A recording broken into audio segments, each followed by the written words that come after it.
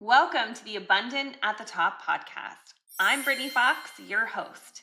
In this first episode, I'm sharing the story behind the Abundant at the Top, why I started this podcast, and the moments that shaped who I'd become as a woman, as an 8-figure business owner, as the creator of my life, and a community builder. If you've ever felt like you had to do it all or carry the weight of everyone else's expectations, this one's for you. Let's dive in. Over the past 8 years, I have been on a journey of personal development. I launched my company in the second bedroom of my condo with my husband. And I knew at that moment that I had to work on my mindset. I knew that if I wanted to be a successful CEO, founder, like the ones that I had heard about, that I would have to do some deep work and that I would have to study these people and see what they were doing to become successful. And what I learned was 80% of what we do, especially in business and in life, is psychology. So that is the journey that I've been on over the past 8 years. But let's rewind even before then. I grew up in a small town in Texas, about an hour and a half from Houston. People often think that I'm from the big city when I talk about being outside of Houston, but it was a very small town, a country town, and I grew up and I actually did rodeo, of course, because being from Texas, and I was actually in one of the toughest districts in the state of Texas doing high school rodeo competition. And I grew up in a working class family. My parents owned a hunting lodge most of my life, and they worked really hard to create the life that we had. And through that journey, I had this bug for entrepreneurship, and that's what I had really only known is being able to create your own company to create what you would like. And I saw the ups and downs of that journey.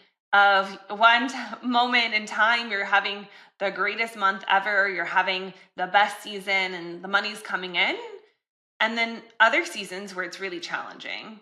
And we would have off seasons where there wasn't business. And I got to see how my parents navigated those challenges and still looking at how that they could create the best life for us.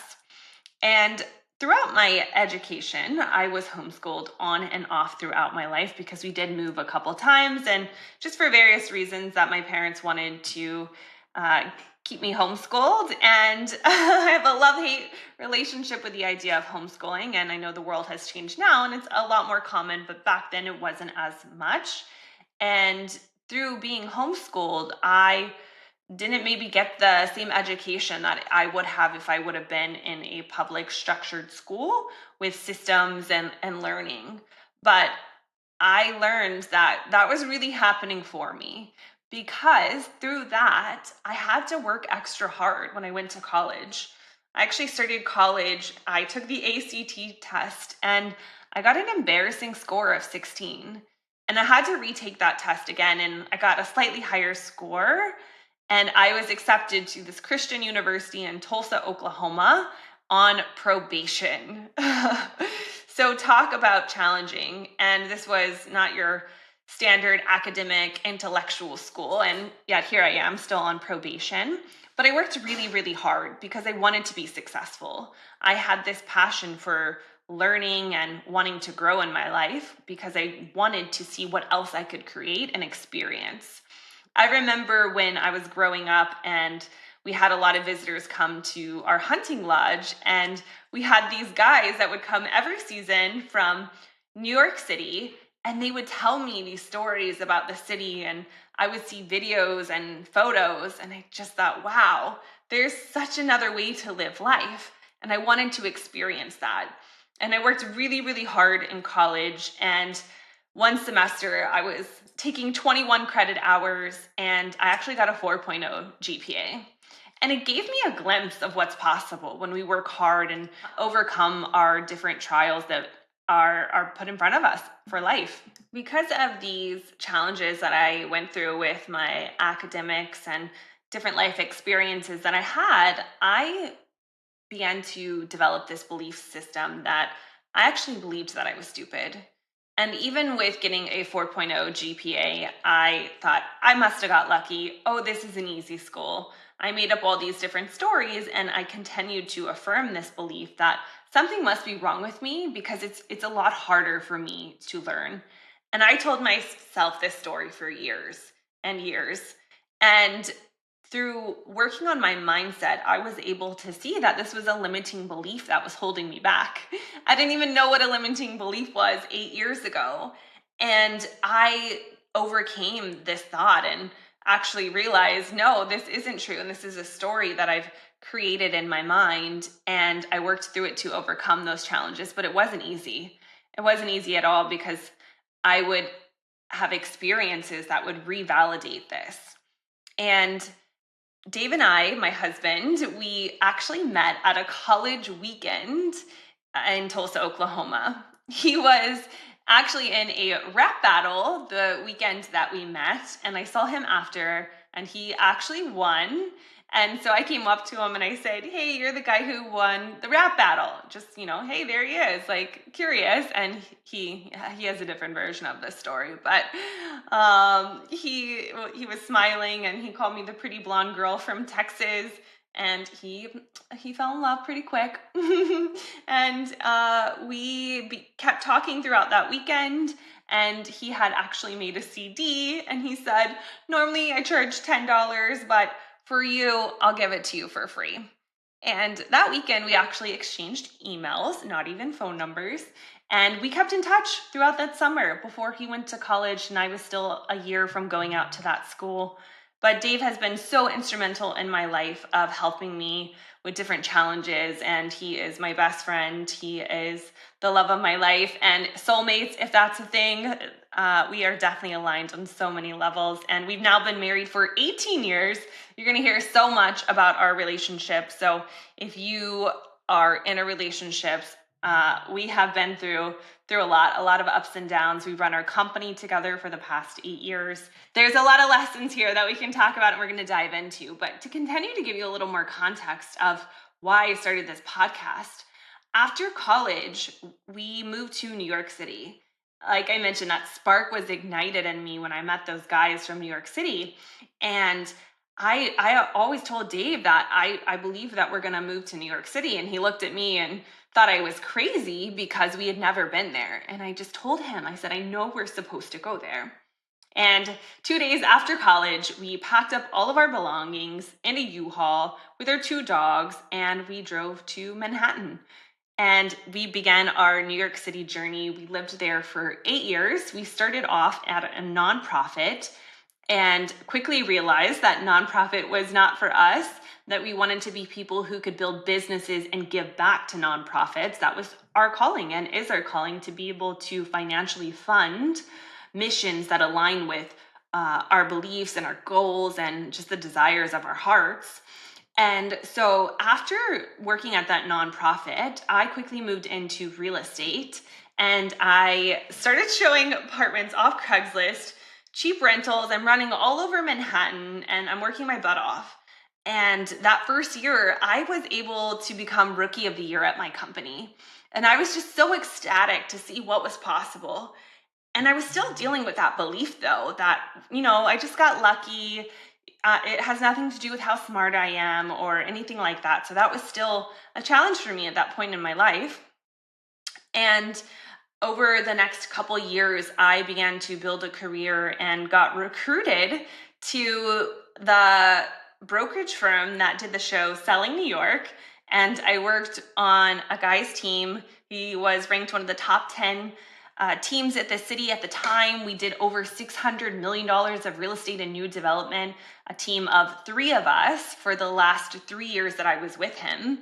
And I began to expand my mindset, being around these people who were buying these luxury apartments. And I'm living my dream job here. This is a show that I saw on TV, and I never thought would be possible that I could be a part of that. But through that journey, I was able to really see and get access to new levels of wealth that I had never seen before. And it was such an exciting time. And after a while, though, I began to feel capped. Have you ever felt that, where you get to a place where it was a goal and then you've hit a limit? You've hit a limit, right? And you just know that you're capped. And I wasn't ready to leave. I didn't want to leave. I loved my job. And Dave actually had an opportunity. He had built his career in the staffing and recruiting industry in IT. And he had an opportunity to move down to Miami and start an office for his company. And we had the opportunity before we left New York City to go on a 10-week trip. And this was a eye-opening opportunity to really experience the joys of the hard work that we'd created over the last 8 years, grinding it out in New York City. And we really thought about what was the next season of our life. And Dave had intended to come back, continue to grow that office for his company, but he ended up getting approached by another potential partner to start their own firm.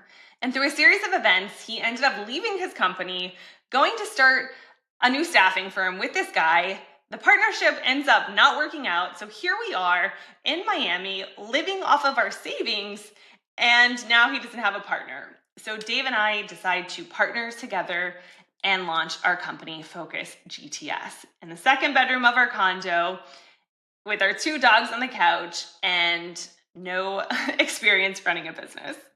Dave and I slowly began to build up our company, and we had always talked about in New York how our jobs were very similar.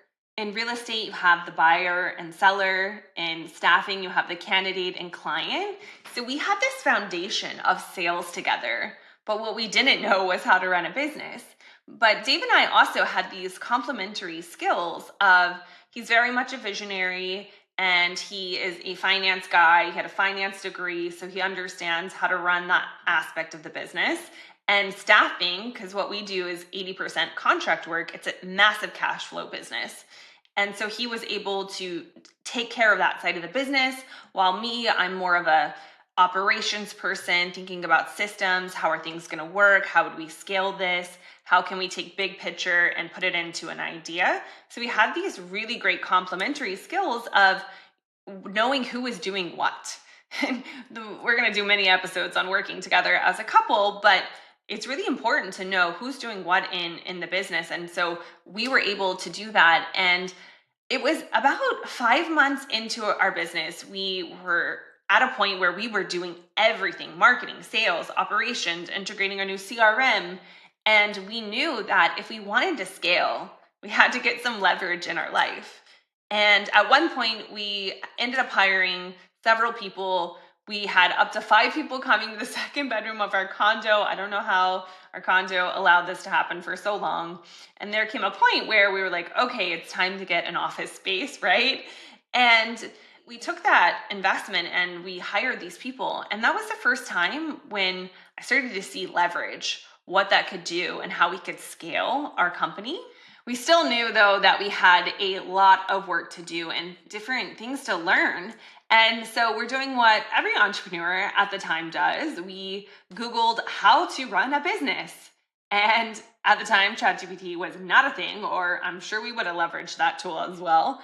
But we're on Google, and Dave ends up getting hit with a Facebook ad for a Tony Robbins business mastery seminar. And I didn't really know him at the time. He had actually had one of his trainers come do a workshop in real estate, but I never really looked into it or knew anything else about him. And next thing I know, we are buying conference tickets and we're flying out to Vegas. And then we're jumping up and down, and I'm like, oh my God, what did we sign up for? People are hugging each other, and I'm just like, I thought this was a business seminar. And that's when Tony said the line that 80% of business is psychology, 20% is strategy. And I knew at that moment that it was going to be a journey of, we got a lot to work on because we didn't grow up in an environment of understanding how the mind works, or personal development wasn't as huge of a thing for our families growing up. So it wasn't something that they even knew or could know to be able to teach us. And so my whole world opened up that there is a way to retrain your brain. And that's when I learned about also limiting beliefs of what could be holding us back. So fast forward, we go to Tony Robbins. Our first year in business, we hit $2 million in revenue and we're profitable. We bootstrapped the entire thing. So here we are feeling super excited and that anything is possible. And we continue the journey over the next 7 years of lots of ups and downs. Every single year, we grew in revenue. There was one year that we dipped a little bit, but I'll never forget when at this conference, he goes, there's a point in your business where your revenue is going to grow, but your profit is going to go down. And we were like, what? How is that even possible? And Dave and I looked at each other. Well, that's not going to be us because, we're smart here. We know what we're doing. Well, guess what? It happened to us. It was our second biggest year. We were at $9 million of revenue and we lost hundreds of thousands of dollars. Ouch. Yeah, talk about a moment of real fear because you have people's lives. Not only are we at a point where we're taking care of ourselves financially through this company, we have at the time 22 employees that are counting on us. This is their job. This is their career. They bought into our vision of what we're building and what we're doing here. And that's a lot of pressure. And a lot of people crumble under pressure. But because we've been working on the mindset, we were able to continue to build and see it. Okay, what do we got to do? How do we got to pivot? How do we got to get to the next level? And what do we need to do to fix this? And in business, you have to make some really hard decisions. And not everyone is going to agree with you, and that's okay. That's why you're the leader. And that's a mindset shift of being able to understand that you're the leader. But when you've never been a leader before, I'd never been in a leadership role, I'd never managed people before, I had to really understand these skill sets and rethink about the identity that I was holding on before to who do I need to be in order to be the best leader for this team and for this company. There's so many different identity shifts that you have to have in business because I know you've all heard the famous saying, what got you here won't get you there. And that's true. And I often thought of that as the actions that you were taking, those actions. But it's not only the actions, it's the person that you are. It's your identity. It's who you believe that you are is all that you'll be able to achieve. So if I believed that I was stupid, guess what? I'm only going to be able to create at a certain level until my brain tells me, nope, can't do that. Nope, who do you think you are? These were the thoughts that were constantly in my mind that I had to overcome throughout this journey. A huge challenge and mindset shift that I had to have was the idea, and I still have to reframe my mind sometimes, is this idea of perfectionism. Anybody else relate here to perfectionism and wanting to get it right? As someone who is a high achiever, as someone who had to build her way up from a financial perspective, as someone who wasn't handed anything for free from when it came to business, to relationships, I didn't have a network. I had to build my network. And when you have a mindset of perfectionism and you want to do things the right way, if you let that hold you back and you don't start taking action because you want to get it right, this can be a cap for our growth and something that I have had to overcome again and again to be able to create the life that I have now. One of the greatest gifts that I have been given today is to question my thoughts and to question my belief.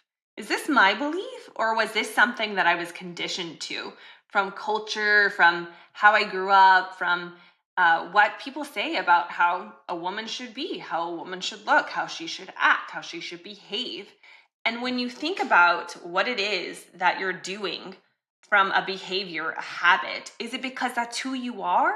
Or is it because that's how you've conditioned to be? And again, I continue to question that. So Dave and I, we are hitting milestone after milestone in growing our business. Throughout challenges, we had some really big challenges, especially when it came to people, managing the team. In staffing and recruiting, it's a very high turnover, especially in the sales roles. And being someone who, one, I didn't come from the industry. Two, I've never hired or managed people. There was a lot of obstacles that came with that and a lot of growing pains. And so we had a lot of turnover, especially when we first started the company and over the first couple years as we were figuring out our business model, what worked, what didn't work. And I had to build this muscle of resilience. And, when you have a setback, coming back again, when someone leaves, you got to keep going. And being able to navigate those challenges and overcome the rejection after rejection is just part of the journey. Dave and I, we are hitting milestone after milestone, and we have success. We have a beautiful life, but something was missing for me. It was community. I was missing community, especially with women who were both ambitious and looking to live a life of intention. And I ended up finding this incredible group of women. We are called the Women Who Inspire because every woman was so and is so incredible that it really gave me this sense of community and doing life together.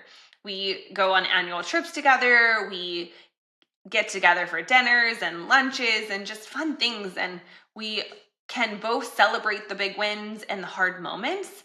And I would be with these women and we would just say, this isn't normal to have these type of deep relationships, to have this many friends and this many women you can do life with.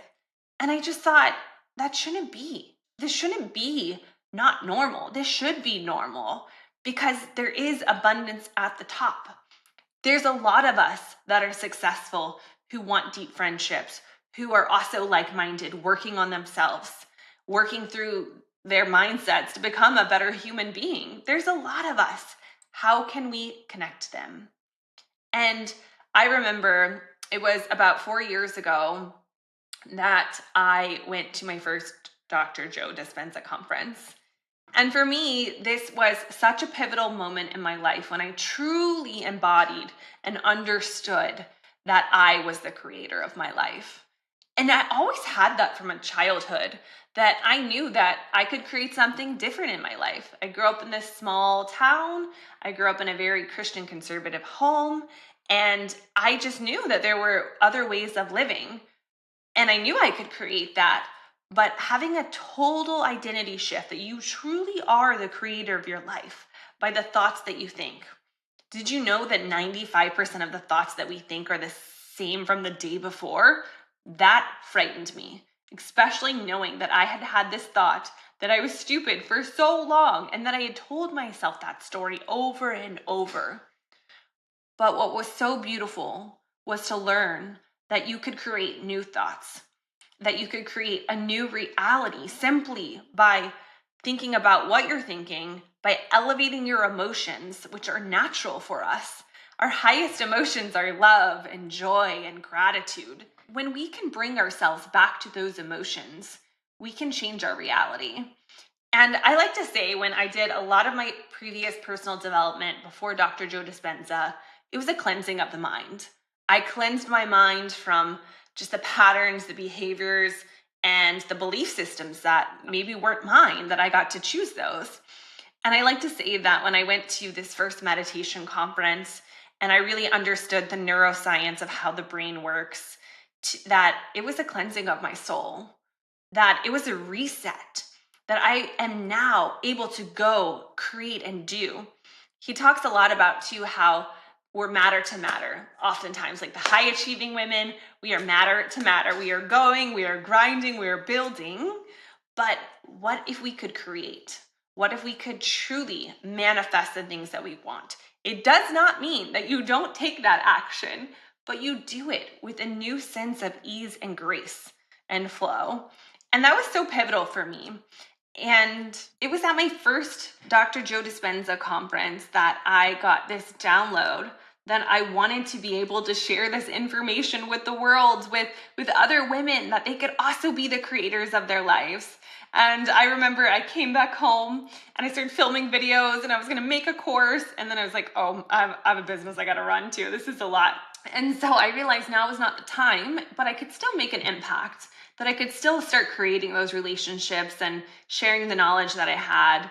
And as I went throughout this journey, I just had this vision that I really wanted to make it normal, where women could connect. High achieving women, successful women, ambitious women, and that looks different for everyone. That doesn't just mean in business. You can be an ambitious, successful woman as a mom. Like there's many areas that we can be success in.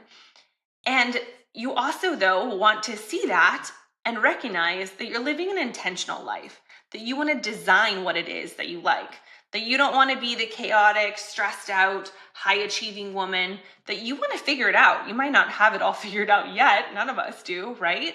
But you want to live your life with intention. You want to live your life by design.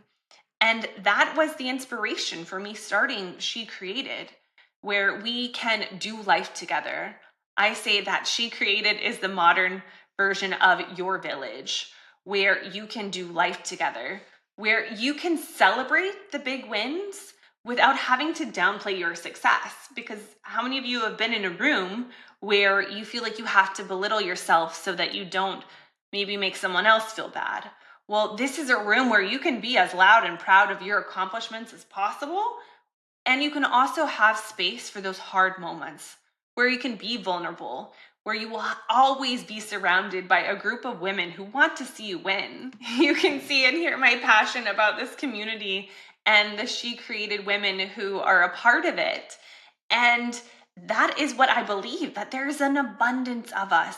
It's abundant at the top. There's more than enough for everyone. And I grew up with probably more of a scarcity mentality, but through realizing that there's so much abundance all around us, if we choose to see it that way, if we choose to see a woman as an ally versus a competition, if we choose to celebrate her wins while knowing there's still enough for us, for ourselves, that it doesn't have to be an and or mentality. I've always had this saying since I was a kid that I can have my cake and eat it too. Now, of course, we have sacrifices. We have things that we have to make and decide. But when we can live from a place of abundance, there's something that magical that just happens, that we can create more than enough for what is needed in our lives. So I leave you today with all this excitement about She Created, a high-level background about who I am, the journey that I've been through over the last 8 years. And I just encourage you to do something in community today to find your abundance, whether that's an online community, go to the She Created school, check out the retreats that we have coming up, or one of the many dinner series that I host if you're here in Miami. That's it for this episode of Abundance at the Top. And this is probably the opposite of what you've been told, that it's lonely at the top, that you got to watch out at the top, you can't trust a lot of people. We're going to be challenging a lot of these thoughts, a lot of these beliefs and conditions that we've been told our entire life, and see what is actually possible. What do we want to believe in our life? And that there is plenty of space for all of us at the top, for all the women, for space not just to hustle, but there's space to rest. That there is space to work on not only your business and professional life, but your personal life, your health, your wellness, your spiritual life. So make sure to subscribe to the podcast. This is just the beginning. Follow me on social, BE Foxy, Foxy, on Instagram, and check out the school community for all of the She Creators out there doing magical things. Stay tuned.